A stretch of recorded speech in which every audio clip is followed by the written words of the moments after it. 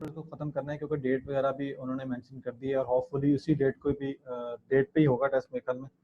तो उसमें ना हमारे पास आज जो हमने करना है वो चैप्टर नंबर 2 करना है, और चैप्टर नंबर 5 थर्ड हमने कर लिया था इसमें कंप्लीट। उसके बाद चैप्टर नंबर 4 और 5 ये करेंगे, ठीक है। ये हमने 3 चैप्टर करने की कोशिश करेंगे अभी के टाइम के अंदर। और सेकंड जो एक चीज़ है वो हमारे पास है सेकंड ईयर फिजिक्स का। फर्स्ट ईयर जो है ना, फर्स्ट ईयर के अंदर से हमारे पास जितने भी रिमेनिंग चैप्टर्स रह गए हैं, लाइक उसमें ट्रिग्नोमेट्री के रह गए, उसके अंदर हमारे पास 1 या 2 क्वेश्चन आते होते हैं, ठीक है। तो उसको अगर हमने डिस्कस करना हुआ तो उसको हम एट दी लास्ट डिस्कस करेंगे, ठीक है। बाकी इसके अंदर जो हम आज ही अगर थोड़ा सा टाइम मिल जाता है इसको, कि हम सेकेंड ईयर के जो फर्स्ट चैप्टर है फंक्शन और लिमिट का, ठीक है, उसको देख लेंगे थोड़ा सा, अगर अभी हमारे पास टाइम होता है। अगर हम उसको मैनेज नहीं कर सके तो मैं आज रात के अंदर अंदर जो है ना वो रिकॉर्ड करके अपलोड कर दूंगा, ठीक है। क्योंकि उसके ऊपर हम टाइम वेस्ट नहीं कर सकते, जाहिर सी बात है टाइम हमारे पास कम है, शॉर्ट काफ़ी ज़्यादा कम टाइम है। अच्छा जी, हमने कल से जो क्या स्टार्ट करना है, कल से हमने यहाँ पे मिस होंगी आपके पास, जो कल से स्टार्ट करेंगे कैलकुलस। कैलकुलस के अंदर जो भी, क्योंकि आपके पास जो सेकंड ईयर का पार्ट है वो बहुत इंपॉर्टेंट पार्ट है। अब जाहिर सी बात है उसमें से बहुत ही मेजर पोर्शन आता होता है, तो उसमें हमने थोड़ा सा टाइम लगाना है। तो उसके अंदर फिर कैलकुलस में सारा वो मिस आपको बता रही होंगी कि किस किस तरह से जो जो चीज़ें भी करनी है और कौन कौन सी एक्सरसाइज को हमने डिस्कस करना है। तो हमने कल इंशाल्लाह सेकंड ईयर के जो है ना वो कैलकुलस को स्टार्ट कर देंगे।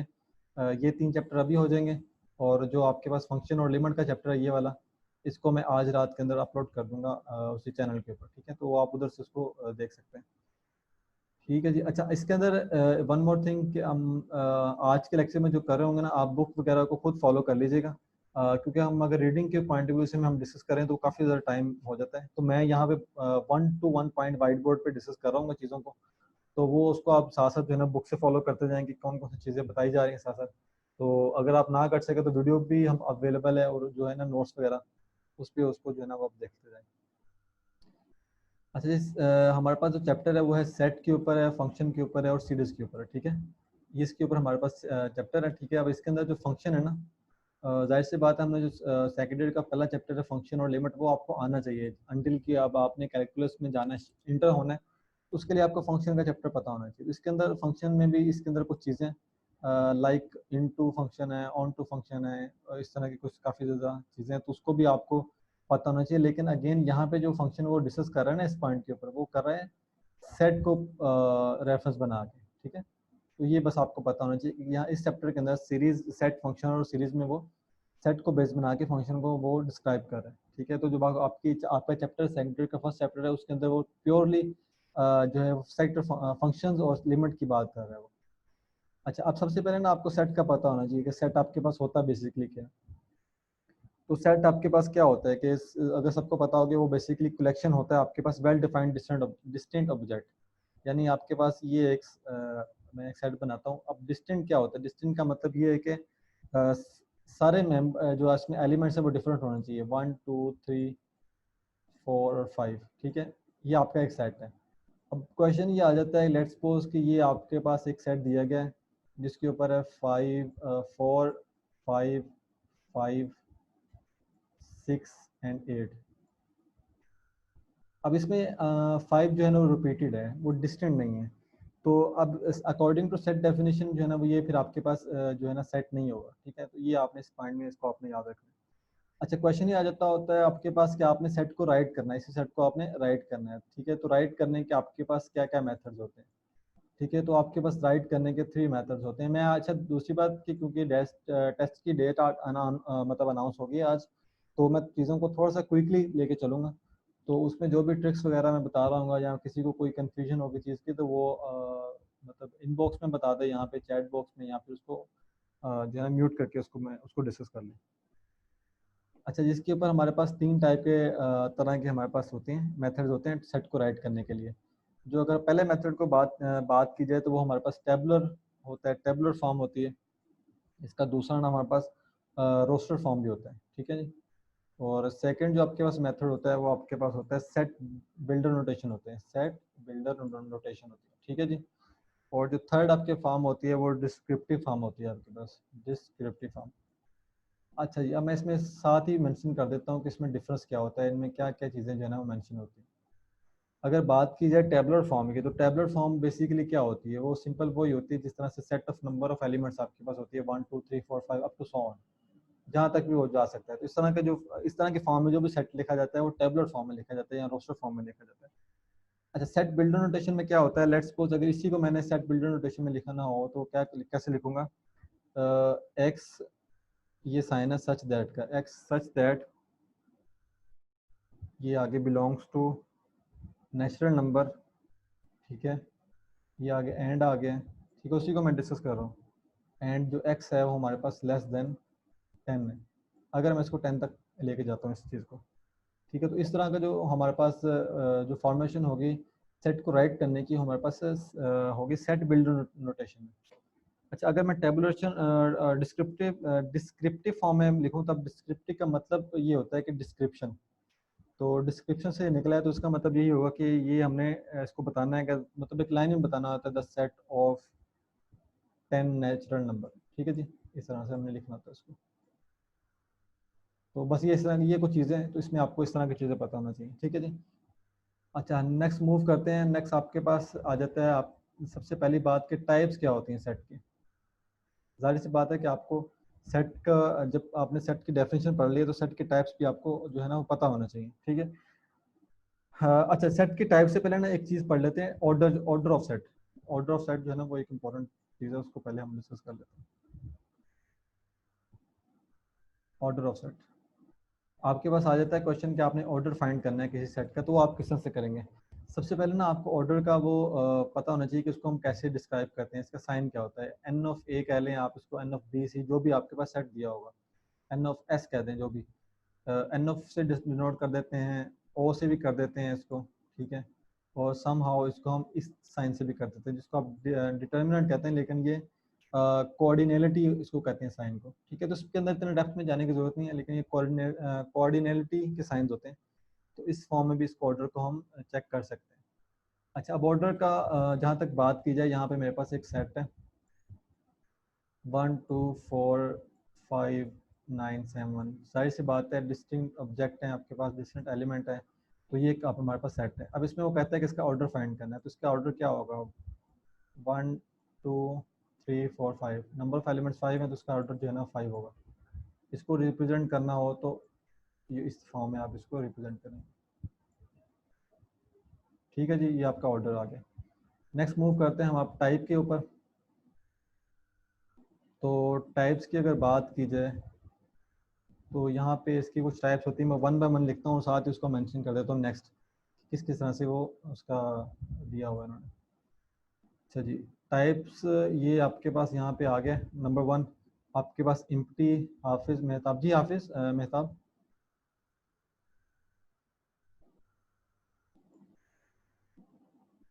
क्वेश्चन है कोई आपका, बता दें।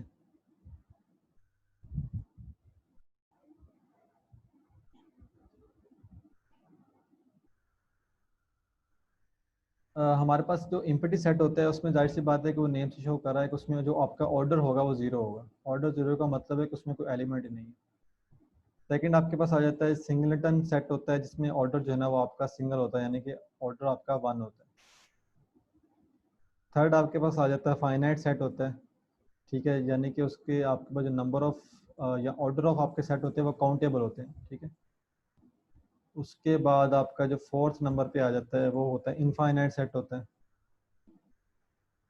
उसके बाद आपके पास जो नंबर ऑफ ऑर्डर्स होते हैं, नंबर ऑफ एलिमेंट, वो इनकाउंटेबल होते हैं, ठीक है, यानी उनको हम काउंट नहीं कर सकते। जो फिफ्थ नंबर पे आपके पास सेट आता है वो आता है इक्विवेलेंट सेट आता है, जिसमें आपके पास order of A, let's suppose A और बी दो सेट हैं, उसमें ऑर्डर ऑफ ए जो है वो ऑर्डर ऑफ बी के इक्वल होता है, ठीक है। तो ये कुछ टाइप्स हैं। आगे कुछ और भी बेसिक से सेट्स हैं, यानी कि इक्वल एक सेट है। अब इक्वलेंट सेट और क्वेश्चन आ जाता है कि इक्वल सेट में क्या डिफरेंस होता है। ये आपके पास इक्वल सेट है। अच्छा, इक्वलेंट सेट में क्या होता है, ये यहाँ पे इक्वलेंट सेट था। इक्वलेंट सेट में ये बताया था कि number of element in A is equal to B, ठीक है जी, ये हमने यहाँ पे डिस्कस कर लिया। लेकिन जो इक्वल सेट होता है उसमें दो प्रॉपर्टीज होती हैं, यानी कि सबसे पहले तो आपके पास ना नंबर ऑफ जो ए हैं, ऑर्डर ऑफ ए जिसे कहता है, वो ऑर्डर ऑफ बी के इक्वल होना चाहिए, जो कि आपके पास singleton set, sorry, equivalent set होता है। और सेकंड इसमें ये होता है कि द जो एलिमेंट आपके पास होते हैं वो सेम होने चाहिए, यानी इसके अंदर जो एलिमेंट्स हैं ना आपके, वो सेम एलिमेंट्स आपके इसके अंदर भी होने चाहिए। ये बी के जो आपके पास सेट है ना, ये दोनों सेम होने चाहिए। तो इस केस में क्या होगा कि आपके जो है ना वो सेम होगा। अगर मैं इसकी यहाँ पे एग्जांपल ले लेता हूँ, 1 2 3, 3 एलिमेंट्स हैं, और यहाँ पे बी जो है ना वो भी 1 2 3 आ जाता है। तो इस तरह का जो सेट होता है ना वो आपके पास इक्वल सेट होता है। ठीक है जी। इसके बाद सबसेट होता है। सबसेट बेसिकली उसमें सबसेट में बस एक आपने बात याद रखनी है, मेन जो बात है, पहली बात कि इसको हम इसका साइन क्या होता है, क्योंकि काफ़ी ज़्यादा साइन आगे यूज़ करते हैं कि इस तरह का इसको साइन यूज़ करते हैं इस तरह, पहली बात। दूसरी बात जो है ना, इसकी दो टाइप्स होती हैं।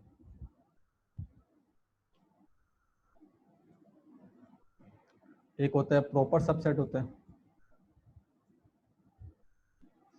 प्रॉपर पीएसएस होता है, और एक होता है इम्प्रॉपर सबसेट। ठीक है जी। अच्छा, अब जो प्रॉपर सब जो सबसेट होता है उसमें क्या होता है कि जो आपका ए होता है वो बी के इक्वल नहीं होता, यानी कि ए के जो एलिमेंट होते हैं वो बी के एलिमेंट के इक्वल नहीं होते। ठीक है जी। सबसे पहली बात इसमें ये होना चाहिए।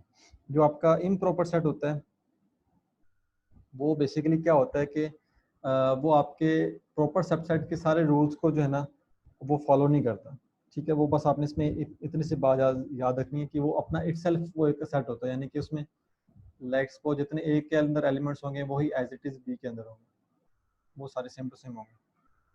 ठीक है, बस में ये दो चीज़ें। और उसके बाद एक पावर सेट होता है, लास्ट इसमें एक रह गया पावर सेट का। पावर सेट के अंदर सिर्फ एक ही बात आपने याद रखनी है कि जो आपके पास सबसेट होता है, जो जितने भी पॉसिबल सबसेट होंगे, लाइक मेरे पास ए है, बी है, सी है, डी है, जितने भी पॉसिबल सबसेट है, अगर मैंने उसकी पावर फाइंड करनी है, पावर सेट फाइंड करनी है, ठीक है, मेरे पास यहाँ पे ना एक सेट ए ले लेता हूँ मैं, उसके अंदर मैं कहता हूँ 1 2 3 4 और 5 इतने एलिमेंट्स हैं। अब इसका ऑर्डर कितना होगा, 3 और 5, इसका 5 ऑर्डर है। ठीक है, अगर मुझे कहता है कि पावर ऑफ सेट फाइंड करना है तो इसका पावर मैं कैसे फाइंड करूंगा, इसका फार्मूला होता है 2 पावर n होता है। अब n मेरे पास क्या है, 5 है, 2 की पावर 5 आ जाएगा। ठीक है, तो इस तरह से मैं इसको जो है ना सोल्व कर सकता हूँ। यहाँ तक क्लियर है, मुझे बता दें ज़रा।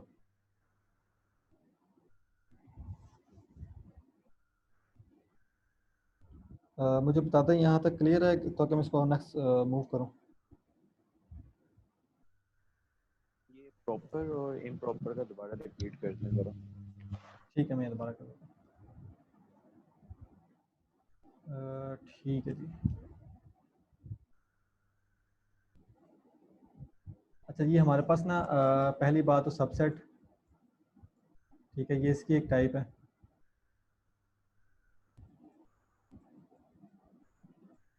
इसकी दो टाइप्स होती हैं, एक होती है प्रॉपर होती है और एक आप उसकी इम्प्रॉपर होती है। ठीक है। अच्छा, अब जो प्रॉपर सबसेट होता है उसमें क्या होता है कि उसमें आपका जो ए होता है वो बी के इक्वल नहीं होता। कैसे नहीं इक्वल होता, उसकी एग्जांपल ले लेते हैं हम। यहाँ पे ए हम कहते हैं कि 1 2 3 4 है, और जो आपके पास बी है वो है 1 2 3 4। यहाँ राइटिंग में देख लीजिएगा थोड़ा सा कि वो क्योंकि सही नहीं राइट हो रहा। ये है, अब इसके अंदर ये 4 एलिमेंट्स हैं, लेकिन इसके अंदर अपने खुद एक्स्ट्रा एलिमेंट्स हैं। ठीक है जी। तो यानी कि अगर मैं ये कहना चाहूँ कि जो ए के एलिमेंट्स बी के अंदर हैं, लेकिन बी के जो एलिमेंट्स हैं वो सारे प्रेजेंट नहीं ए के अंदर, तो इस तरह का जो सेट होगा वो आपके पास प्रॉपर सबसेट होगा। तो अगर इसका भी एक फार्मूला होता है, वो होता है 2 पावर m-1। ठीक है, m जो आपके पास ऑर्डर होगा, तो आपने अगर इसका फाइंड करना हो, प्रॉपर सबसेट फाइंड करना हो, तो उसमें 2 की पावर आप n फाइंड करेंगे, जो भी इतना भी ऑर्डर होगा उसमें माइनस करेंगे तो वो प्रॉपर सबसेट आपके पास आ जाएगा।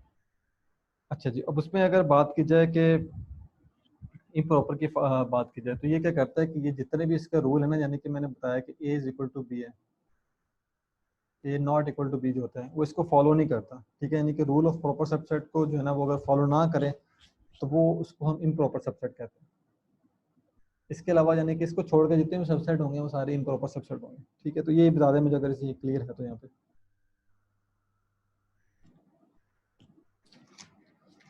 ये मुझे बता दें, क्लियर है यहाँ पे जिनका क्वेश्चन था?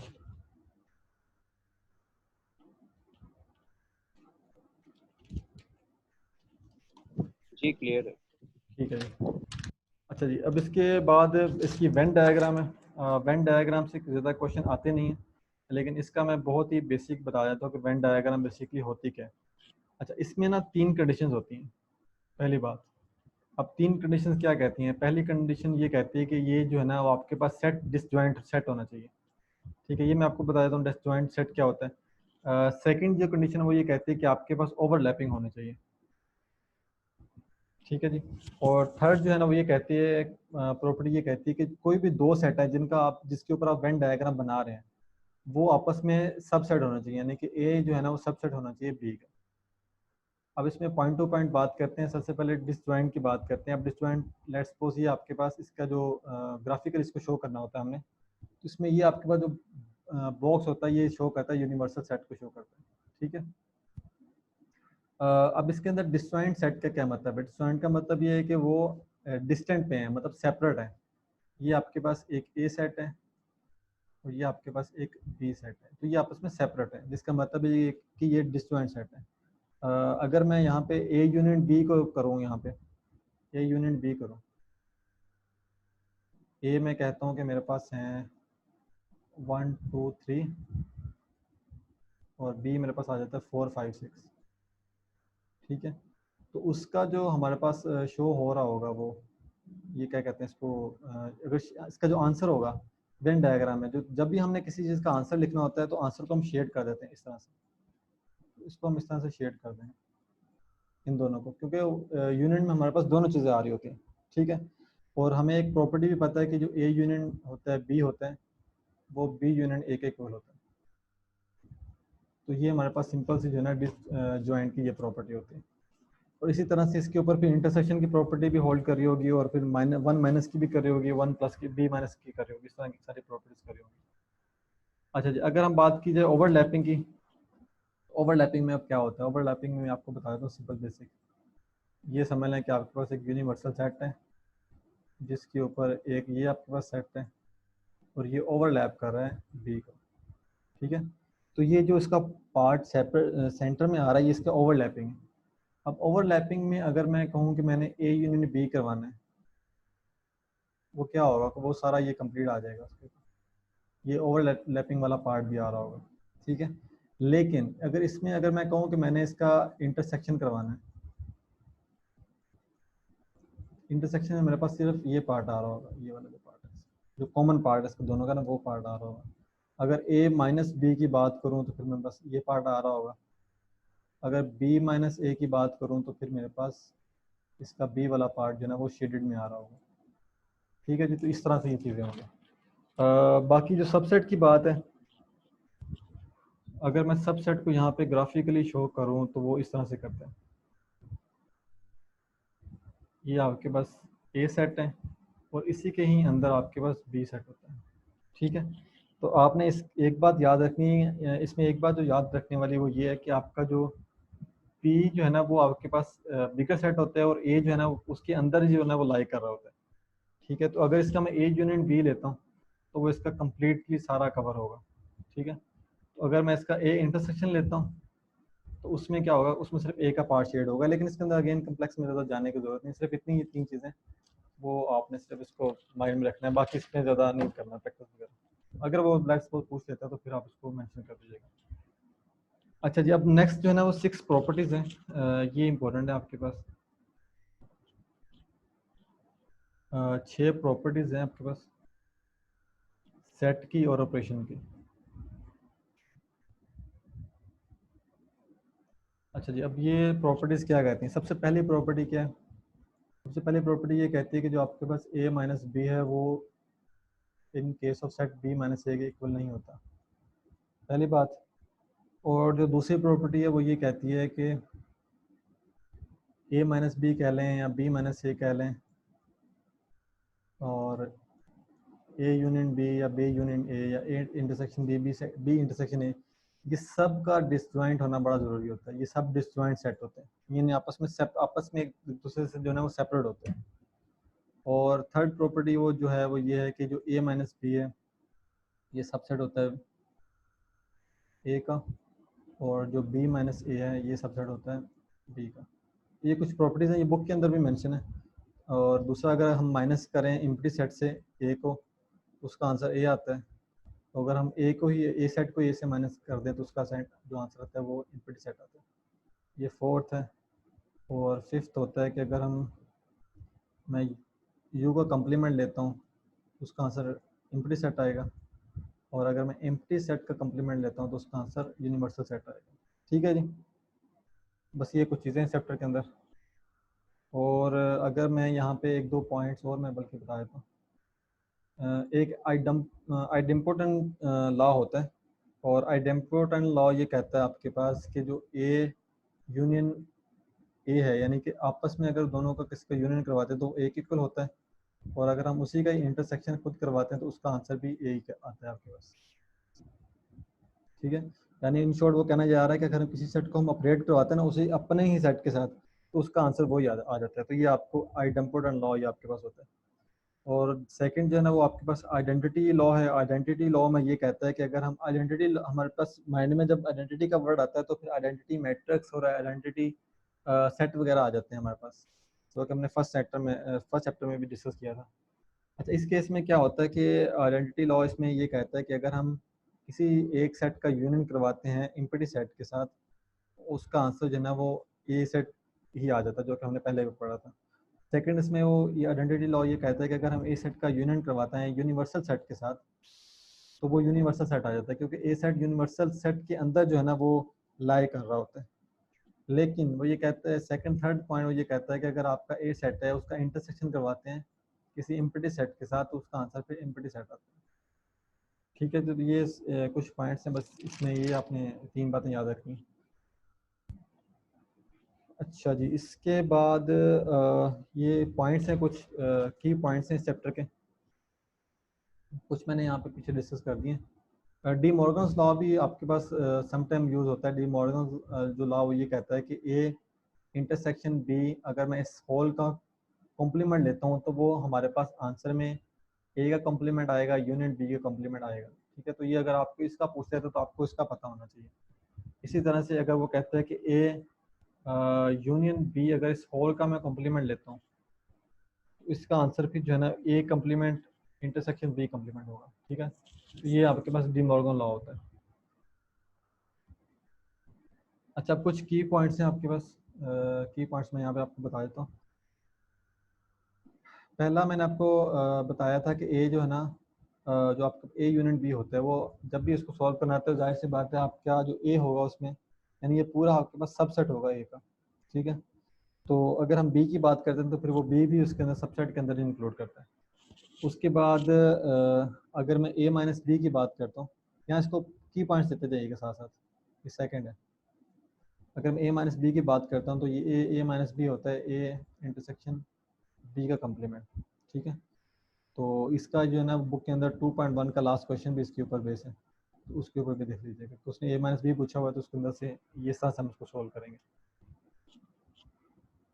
अच्छा जी, उसके बाद अगर मैं ए माइनस बी को करता हूँ और उसका मैं यूनियन लेता हूँ विद बी, तो उसका आंसर आता है ए यूनिट बी आएगा। ठीक है, तो इस तरह के कुछ की पॉइंट्स हैं, ये सारे बुक के अंदर मेंशन है, तो इसको आप ज़रा देख लीजिएगा। अगर आप कहते हैं तो मैं इसको 1 to 1 डिस्कस कर लेता हूँ, ये वैसे इतनी मुश्किल है नहीं। यानी कि ए माइनस बी अगर मैं करता हूँ तो ये होता है आपके पास ए का बी का कम्प्लीमेंट माइनस ए का कम्प्लीमेंट, इसके इक्वल होता है। इसी की इसकी वही बात है जो इसकी बात है। ठीक है, तो ये दोनों सेम ही है आपके पास। इसमें जो आपका इम्पोर्टेंट है ना चैप्टर में जो है वो ऑर्डर का है। ऑर्डर का मैंने पहले भी बताया, और ऑर्डर का जो दूसरा नाम है ना वो कॉर्डिनल उसको कहते हैं। कॉर्डिनल नंबर वो कहता है, फाइंड करना है आपने। इसका आपको कॉर्डिनल नंबर फाइंड करने का जो है ना वो पता होना चाहिए कि वो आपने किस तरह से करना होता है। वो मैंने आपको पीछे बता दिया कि आपने उसका ऑर्डर जो है ना वो किस तरह से फाइंड करना है। या फिर वो अगर मैं लेट्स सपोज यहाँ पे एग्जांपल लेता हूँ, मैं कहता हूँ यहाँ पे एक इक्वेशन मैंने जो पीछे प्रॉपर्टी डिस्कस की थी कि जो number of A complement is equal to number of universal order of universal minus order of A. ठीक है, इसके इक्वल होता है। तो यहाँ पे अगर मुझे वो पेपर के अंदर मेंशन कर दे कि नंबर ऑफ जो ऑर्डर ऑफ ए कम्प्लीमेंट है वो 20 है मेरे पास, और ऑर्डर ऑफ जो मेरे पास यूनिवर्सल है वो मेरे पास 5 है, और मुझे ऑर्डर ऑफ ए फाइंड करना है। ठीक है, तो यहाँ से इस क्वेश्चन के थ्रू इस क्वेश्चन का यहाँ पे आपको पता होना चाहिए। तो जब तक आपको ये क्वेश्चन ही कोऑर्डिनल प्रॉपर्टीज की ये क्वेश्चन नहीं पता होगी, यहाँ से फिर आप इसको नंबर फाइंड नहीं कर सकते।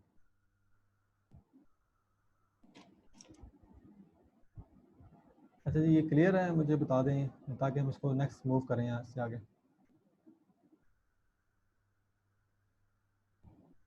अच्छा, इसके बाद ना ट्रुथ टेबल है। ट्रुथ टेबल के अंदर सिर्फ 4 पॉइंट्स हैं, जिसमें सबसे पहले लॉजिक का पॉइंट है। लॉजिक के अंदर 4 प्रॉपर्टीज आ जाती हैं, जिसके अंदर पहली प्रॉपर्टी हमारे पास इंडक्शन की है। ठीक है, इंडक्शन में क्या होता है कि इंडक्शन बेसिकली डिपेंड कर रहा होता है दूसरी स्टेटमेंट के ऊपर। ठीक है, इसका ये मतलब है ट्रुथ टेबल की पॉइंट ऑफ व्यू से, यानी कि उसका जो आंसर होगा या जो भी उसकी वैल्यू होगी वो डिपेंड कर रही होगी किसी और वैल्यू के ऊपर। उसका जो सेकंड पॉइंट है वो ये आपके पास डिडक्शन का है। अब डिडक्शन में क्या कहता है कि वो उसकी अपनी रियलिटी के ऊपर डिपेंड कर रही होगी, उसकी जो वैल्यू अपनी है।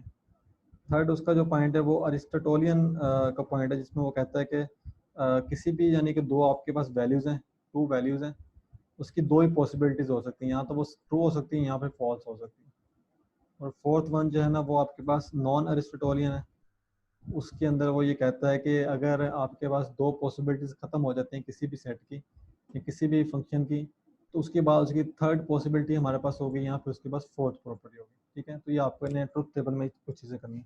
बाकी सिंबॉलिक लॉजिक में अंदर कुछ क्वेश्चन है वो सिंपल से ही हैं आपके पास कि कंजक्शन क्या होता है और उसके साइन किस तरह से होते हैं हमारे पास। जैसे कंजक्शन का हमारे पास जो साइन होता है उस तरह से होता है, डिसजंक्शन का इस तरह से होता है, अगर आप इम्प्लीकेशन की बात करते हैं तो उसका इस तरह से होता है, बाय कंडीशनल जो होता है उसका दोनों साइड इस पे होता है। तो इस चीज़ों का थोड़ा सा आपको पता होना चाहिए, ये कहाँ कहाँ पे स्टेटमेंट्स जो है ना वो वर्क करते हैं आपके पास। बस इस चैप्टर में इतना ही है। इसमें बस चैप्टर 2 में लास्ट में कुछ फंक्शंस का मैंने आपको बताया था कि फंक्शंस का पता होना चाहिए आपको इसमें कि हमारे पास यहाँ पे ऑन टू फंक्शन होता है। अब ऑन टू फंक्शन यहाँ पे जो डिस्कस कर रहा है वो in the form of set कर रहा है। ठीक है, तो अब ऑन टू फंक्शन क्या कह रहा है? ऑन टू फंक्शन ये कह रहा है कि अगर आपके पास किसी सेट जो यानी किसी फंक्शन एफ की अगर रेंज बी की इक्वल आ जाती है तो फिर आपका onto function into function होता है। अब इनटू फंक्शन का अगर मैं एग्जांपल लेता हूँ, यहाँ पे 1 2 3 है और यहाँ पे भी ए और बी और सी।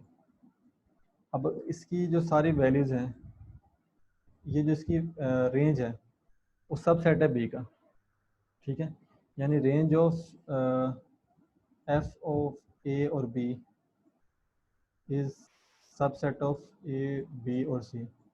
ठीक है, यानी कि वो ए और बी में से लाई कर रहे हैं, कम नहीं हो सकते, ज़्यादा हो जाए तो उसका कोई इतना इशू नहीं है। इसी तरह से जो ऑन टू आपके पास होता है, ऑन टू में आपकी जो रेंज होती है वो इक्वल होती है। ठीक है, उसमें वो इक्वल आ रहे होते हैं। इक्वल किस तरह से आते हैं, एग्जाम्पल ले लेते हैं। उसमें जो आपके पास 1 2 3 4 है लाइक, इसके बाद जो डोमेन है वो बेशक ज़्यादा हो जाए, रेंज बेशक कम हो जाए, उसमें इतना फ़र्क नहीं है। यहाँ पे ए बी सी है, अभी ये 1 to 1 जा रहे हैं सारे। ठीक है, और इसके बाद ऑन टू भी आपके पास हो गया। ऑन टू का जो दूसरा नाम होता है वो हमारे पास सब्जेक्टिव फंक्शन होता है, ये आपने इसका नाम याद रखना है। ठीक है, बाकी इसके अंदर एक इंजेक्टिव फंक्शन होता है। इंजेक्टिव फंक्शन भी सेम यही होता है। उसका इंजेक्टिव फंक्शन का जो दूसरा नाम होता है वो 1 to 1 फंक्शन होता है। 1 1 फंक्शन कह लें या 1 to 1 फंक्शन कह लें। और 1 1 फंक्शन का मतलब ये वो ये कहना चाह रहा है कि जो उसकी एक वैल्यू है वो दूसरे के साथ लिंक हो रही है, इसकी ये वैल्यू इसके साथ जा रही है, 3 इसके साथ जा रहा है और ये 4 जो है वो यहाँ पे जा रहा है। ठीक है, यानी वो 1 to 1 आपस में जो है ना वो लिंक कर रहे हैं एक दूसरे के साथ। और उसके बाद जो बाइजेक्टिव फंक्शन है, बाइजेक्टिव फंक्शन का सिंपल ये होता है कि वो प्लस होता है इंजेक्टिव प्लस सब्जेक्टिव का। ठीक है, इंजेक्टिव आपके पास क्या है, 1 1 है, 1 1 फंक्शन, और जो सब्जेक्टिव आपके पास है वो है ऑन टू फंक्शन। ठीक है, तो इनको दोनों को प्लस करते हैं तो आपके पास बाइजेक्टिव आ जाता है। ठीक है, तो ये आपके पास चैप्टर नंबर 2 था सारा कंप्लीट। इसके अंदर ये बस कुछ बातें थी, यही आपको इसके अंदर पता होना चाहिए। अगर इसको आप कर लेते हैं तो इसमें से वो क्वेश्चन मोस्ट प्रोबेबली 80-90% इसके अंदर से ही पूछेगा। इसमें से अगर वो कोई भी क्वेश्चन पूछ लेता है तो आपको पता होना चाहिए। बाकी इसके अंदर है ना चैप्टर 2 के अंदर लास्ट में कुछ ग्रुप का उन्होंने बताया हुआ, और ग्रुप के अंदर आपको सारे पता ही है कि कौन कौन से प्रॉपर्टीज होते हैं। लाइक क्लोजर लॉ होता है, एसोसिएटिव लॉ होता है, आइडेंटिटी लॉ होता है आपके पास, इन्वर्स लॉ होता है और कॉमोडेटिव लॉ होता है। ठीक है, तो इनको आप खुद रीड करेंगे तो ये आपको क्लियर हो भी जाएंगे। ठीक है, उसमें ग्रुप की कुछ प्रॉपर्टीज आ जाती हैं, तो उसने बस यही बताया कि जैसे ग्रुप वाइड एक प्रॉपर्टी है, वो तभी होल्ड करती है जब वो पहली चीज़ को सेटिस्फाई करते हैं, पहले लॉ को, यानी क्लोजर लॉ को सेटिस्फाई कर दे तो ये ग्रुप वाइड की प्रॉपर्टी है जो है ना वो अकर हो जाएगी। इसी तरह से आपके पास जो सेकंड ग्रुप की टाइप है वो सेमी ग्रुप की। सेमी ग्रुप में ये होता है कि ये दोनों होल्ड प्रॉपर्टी करनी चाहिए। मोनोइड आपके पास है, मोनोइड में ये तीनों करनी चाहिए, फर्स्ट सेकंड एंड थर्ड। और जो उसके बाद आपके पास जो है ना वो एक ग्रुप है, यानी ये आपके पास था ग्रुप वाइड, ये आपके पास है सेमी ग्रुप, तो ये अब था मोनोइड था। और जो लास्ट है फोर्थ है, उसमें क्या होता है कि आपके पास फर्स्ट फोर जो है ना प्रॉपर्टीज ये फॉलो होने चाहिए। तो वो जो इस तरह का जो आपके पास ग्रुप होगा वो ग्रुप कहलाएगा आपके पास। जो लास्ट है वो अबेलियन है। अबेलियन में आपके पास ये सारी की सारी प्रॉपर्टीज जब तक वो सेटिस्फाई करेगा कोई भी सेट, तो उसको फिर अबेलियन ग्रुप कहा जाता है। तो मुझे बता दें इसमें अगर किसी का क्वेश्चन है, क्योंकि ये बस ये थोड़ा सा कम्प्लेक्स था। बाकी जो दो चैप्टर है ना, चैप्टर 4 और 5 रह गए, वो बहुत सिंपल से हैं, वो सिर्फ 5-5 मिनट के चैप्टर हैं। ये क्योंकि थोड़ा सा काफ़ी कम्प्लेक्स है और थोड़ा सा समझने में मुश्किल होती है। मुझे बता दें अगर इसमें कोई भी क्वेश्चन है, ताकि उसको मैं दोबारा यहाँ पे रिपीट कर दूँ। श्वेत भाई ये बताएंगे जो ऑनटू फंक्शन और बाइजेक्टिव सेम है? जी जी, ये जो ऑनटू फंक्शन और बाइजेक्टिव फंक्शन है, क्या ये दोनों बाइजेक्टिव फंक्शन क्या है? मुझे आवाज़ नहीं आपकी आ रही। मुझे चैट में बता दें, या फिर थोड़ा सा माइक को देख लें।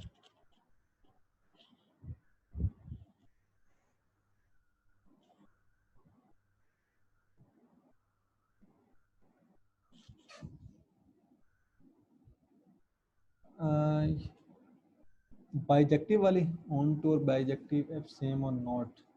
अच्छा, बाइजेक्टिव असल में ना मैं आपको एक बात बताता हूँ यहाँ पे। जो ऑन टू होता है ना वो आपके पास होता है सब्जेक्टिव होता है। ठीक है, ऑन टू में क्या होता है कि आपकी जो रेंज होती है ना वो इक्वल होती है। ठीक है, किसी भी सेट की। अब डोमेन और रेंज का अगर आपको नहीं पता तो वो मैं यहाँ पे बता देता हूँ। ये आपके पास 1A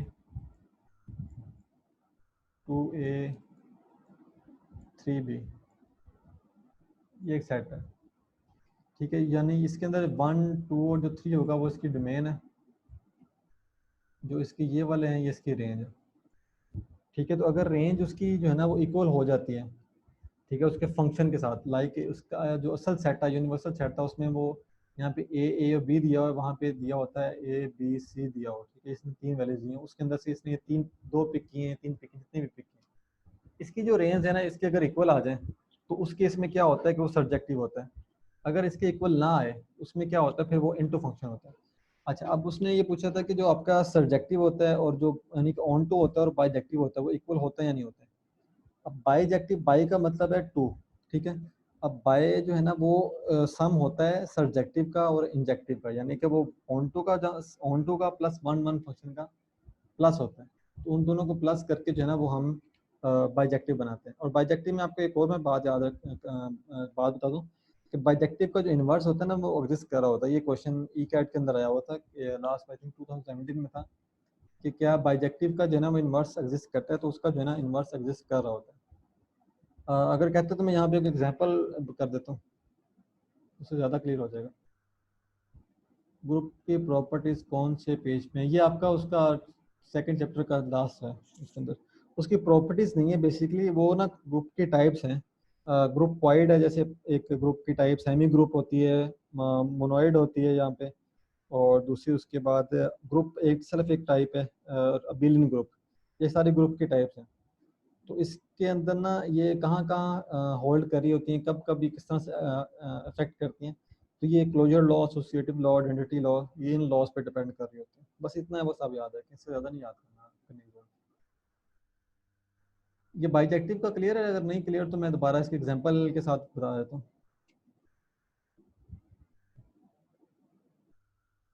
जी बस देखूंगा तो क्लियर हो जाएगा। ठीक है, एग्जांपल में बता देता हूँ। यहाँ पे ना मेरे पास एक सेट है 1 2 3 और 4, और सेकंड मेरे पास सेट आ जाता है जी ए बी सी डी। सबसे पहले सब्जेक्टिव देखने। सब्जेक्टिव क्या कहता है? सब्जेक्टिव ये कहता है कि ये जो आपके पास रेंज थी, ये जो रेंज थी आपके पास, इसकी रेंज है वो इक्वल होनी चाहिए। अब इसकी रेंज जो है ना, इसके अपने सेट के ऊपर पूरी डिपेंड कर रही है। वो अब कैसे देखेंगे? हम देखेंगे अब इसको 1 1 के फंक्शन के साथ। 1 1 कैसे होता है कि इसको इसके साथ फंक्शन करवा दिया, इसको इसके साथ करवा दिया, इसको इसके साथ करवा दिया, इसको इसके साथ। ये 1 1 इसकी प्रॉपर्टी है, ठीक है? ये 1 1 फंक्शन है। अब ये इसका इस तरह से फंक्शन डिपेंड इसके ऊपर कर रहा है। ये अब इसका बाय जैक्शन है, ये हम इसको बाय जैक्शन फंक्शन कहते हैं, ठीक है? अब इसका इन्वर्स होता है ना, वो एग्जिस्ट कर रहा होता है। इन्वर्स किस तरह से एग्जिस्ट करता है? लेट्स सपोज यही मैं आर का जो है इसका एग्जैक्टर निकालता हूँ, 1 2 2 4 2 6। वो मुझे क्वेश्चन में ये कहा जाता है कि इसका जो है इन्वर्स फाइंड करना है, ठीक है? इसी बाइजेक्टिव का जो है ना, ये समझने कोई भी फंक्शन उसका ये आंसर है, उसका बाइजेक्टिव का इन्वर्स फाइंड करना है। तो इन्वर्स में क्या होगा कि आपने सिंपल इसका जो काम करना है इसके अंदर, कि इसके अंदर जो डोमेन और रेंज उनको चेंज करना है, यानी कि टीयर हो जाएगा 2 1 4 2, ये 6 2।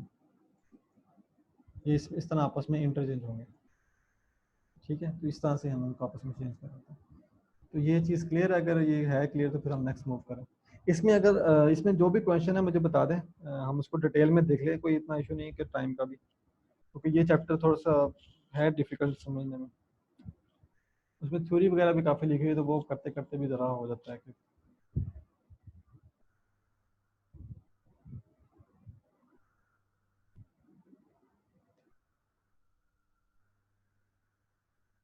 ठीक है जी। अच्छा, इसमें अब टाइम आई थिंक हो गया इस मीटिंग का। मैं ना सेकंड मीटिंग जो है ना वो लिंक आपको शेयर कर देता हूँ ग्रुप के ऊपर, उसको आप ज्वाइन कर लें। उसके अंदर हम चैप्टर नंबर करेंगे 4, थर्ड आपने कर लिया था, तो 4 और 5th करेंगे। वो बस 10 मिनट्स का ही है, 5 5 मिनट्स के 2 चैप्टर हैं, बहुत बेसिक से ही हैं, क्वाड्रेटिक का है और पार्शियल फ्रैक्शन का। इसमें बता दें अगर किसी का क्वेश्चन नहीं है तो, ताकि मैं इसको एंड करूँ मीटिंग को।